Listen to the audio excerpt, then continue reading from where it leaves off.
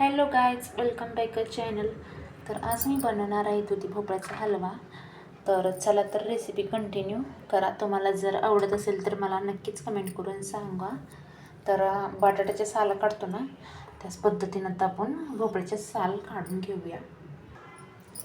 तर सर्वप्रथम हा बॅक साईडचा भाग आहे ना, तो आपल्याला कट करून घ्यायचा आहे. आणि हा समोर साईडचा जो भाग आहे ना, तो पण आपल्याला असा कट करून घ्यायचा आहे.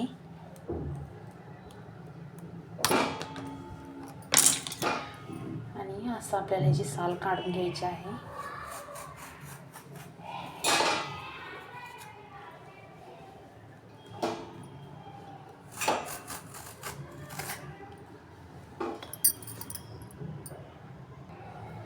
तर अशा रीतीने मी काढत आहे. झटपट पटापट असं काढून घ्यायचं आहे आपल्याला. तर अशा प्रकारे मी स्वच्छ असं सोलून घेतलेलं आहे. चला तर आता ह्याचे आपण काप करूया.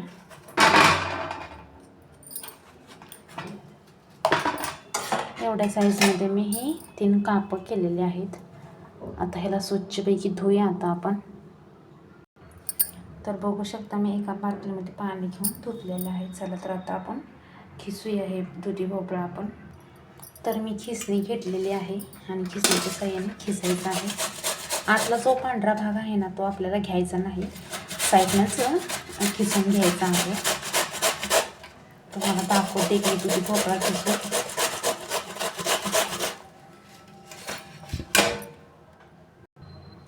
तर बघू शकता मी अशा प्रकारे म्हणजे 3 आपण फोड्या काढून केलं का नाही चिरण्यासाठी. तर ह्याच्यातलं मी हे 3 असा मधला गाभ आहे तो मी साईडला केलेला आहे. व्हाईट कलरचा आहे तो. आणि ह्याच्यामुळे आपण सूपमध्ये पण ह्याचा यूज करू शकतो, सूपमध्ये पिण्यासाठी. बघू शकता खिसलेला भोपळ्याची क्वांटिटी केवढी झालेली आहे ती. साधारण 1.5 वाटी असेल असं मला वाटतंय. चला तर मी कढई ठेवली आता. मस्तपैकी भोपळाच खिसायला भाजून घेऊया. कढई मस्तपैकी आता 1 मिनिटसाठी आपण गरम करून द्यायची आहे आपल्याला. ह्याच्यामध्ये 2 चम्मच आपल्याला तूप ॲड करायचं आहे. कढई गरम होते तोपर्यंत ह्याच्यातलं मी जरा पाणी मोठं मोठं पिळून घेत आहे. दोन्ही हाताने असं बाउल करून असं मी ह्याच्यातलं जरा पाणी काढून घेत आहे. लवकर भोपळा भाजण्यासाठी मदत होते. तुम्हाला इच्छा असेल तर काढा, नसेल इच्छा तर काढा. मी तर काढले, तुम्ही पण नक्की काढा.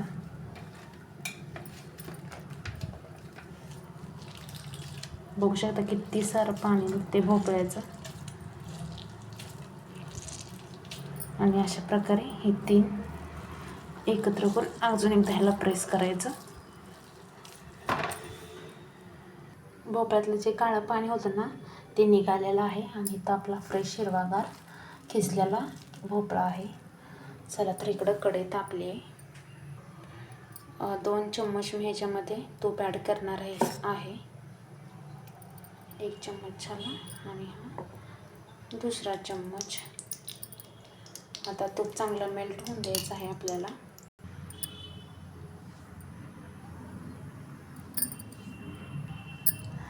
हा खीस आहे ना, तुपामध्ये ॲड करूया आता.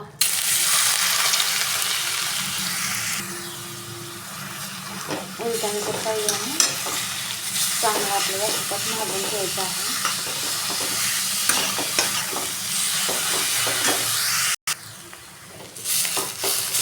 अशा प्रकारे हवा चांगला आपल्याला भाजून घ्यायचा आहे. मोठ्या गॅसवर भाजला तरी पण चालेल, जेणेकरून भोपळ्याचा हा असा वास येत नाही आणि चांगला भाजला भोपळा. तर मी चांगला भाजून घेतल्यानंतर ह्याच्यामध्ये टाकणार आहे मी 1 वाटी दूध.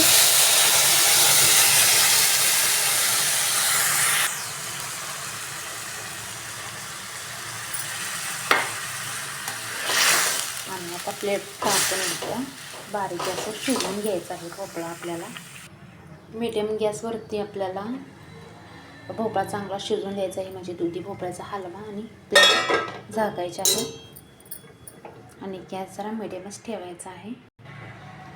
तर साधारण 3 मिनिटं झालेले आहेत आणि वरचा पण टोपण काढूया. आणि पुन्हा एकदा आपल्याला हलवून घ्यायचं आहे. खालचा भाग वर आणि वरचा भाग खाली असं करून घ्यायचा आहे. आता मी ह्याच्यामध्ये मलाई टाकता. साधारण 1 दिवसाची आहे. तुम्हाला जर हलवा करायचा म्हटल्यानंतर तुम्ही 1-2 दिवस म्हणजे आधी काढून पण ठेवू शकता. तर चांगलं मिक्सअप करूया. मिक्सअप केल्यानंतर पुन्हा अजून 2-4 मिनटासाठी आपल्याला ताट झाकायचं आहे आणि गॅस बारीकच ठेवायचा आहे. तर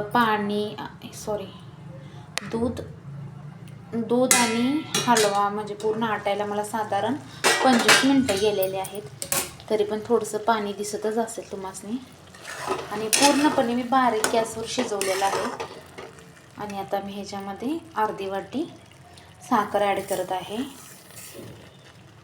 आणि आता मी मिडियम गॅसवर मिडियम गॅस करून ठेवणार आहे. आणि पुन्हा एकदा प्लेट अशी झाकून ठेवणार आहे. साखर टाकले त्यामुळे किती सारं पाणी पुन्हा झालेलं आहे. साखरेचं पाणी झालेलं आहे. पण आपल्याला हलवायचं आहे. पुन्हा एकदा आपल्याला पूर्णपणे पाणी आटवून घ्यायचं आहे. तुम्हाला जर आवडत असेल तर ह्याच्यामध्ये फूड कलर घातला तरीही चालेल.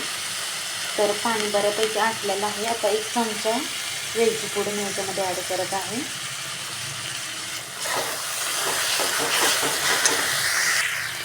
आणि काजू आणि बदाम पण मी घेतलेलं आहे. तुम्हाला जे ड्रायफ्रूट आवडतात ते आवर्जून घाला. आणि तुम्हाला जर घालायचं असेल तरी चालेल, काही विषय नाही.